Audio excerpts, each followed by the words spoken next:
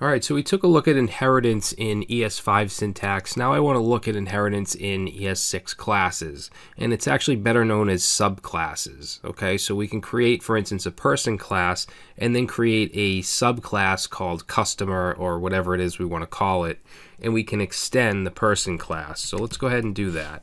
So we'll first of all create a simple person class.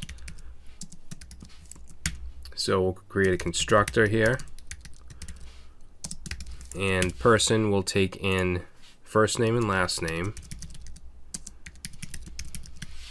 I know a lot of this is repetitive, but I really want to drill this into you guys' head, and I think using similar examples is going to help out rather than just completely different code every time where it just confuses you.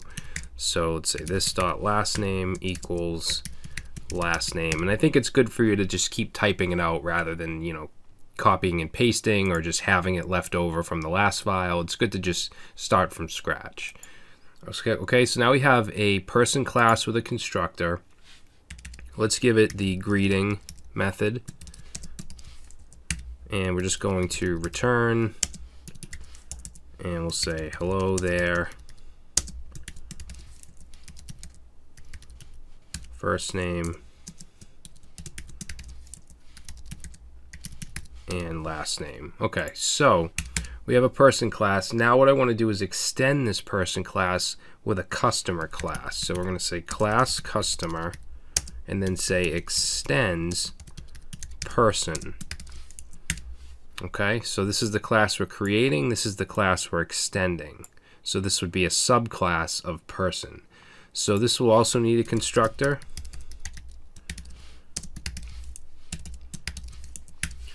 And this constructor will take in the first name and last name, just like the person. But then I also want it to take in a couple other things. So we want it to take in phone, and we want it to take in the membership type. Okay, now when we instantiate a customer, since it's extending a person, we want to call the person constructor, and we do that with a function called super.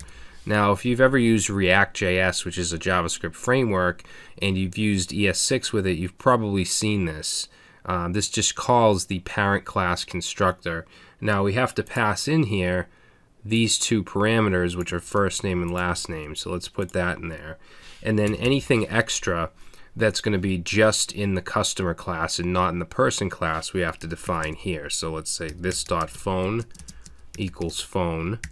And then we'll say this dot membership equals membership. Okay, so that's our constructor. Now let's go down here and let's instantiate a new customer. So we'll say const John equals new customer, and we're going to pass in the first name, the last name, the phone number, and the membership type. Alright, so that should instantiate a new customer. Let's go ahead and console.log John. Okay, so first name is not defined, and let's see, the reason we're getting that, let's see, why are we getting that? Constructor, first name, last name. Oh, I don't know what happened up here. I must have deleted this by accident. So this should be first name and last name. Okay, so there we go. So now we have our customer, first name, last name, membership, phone number. Now we see proto person because it is extending the person class, but if we click on that, you'll see we're using the customer constructor. Okay. What I want to do now is call the greeting method from John. Even though John is a customer, since we extended person, we should be able to access the person methods.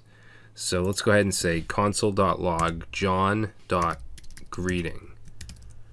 and save, and we get hello there John Doe. Okay, so there's no greeting in customer, but we're able to use anything in person because we extended it. Okay, and we can also create customer specific methods as well. Let's actually create a static method here. So we'll say static, and let's call this get membership cost. And then all we'll do here is, we'll say return 500. So now down here we should be able to console.log, and remember, since it's a static method, we use the actual class name. So customer.getMembershipCost, and we get 500.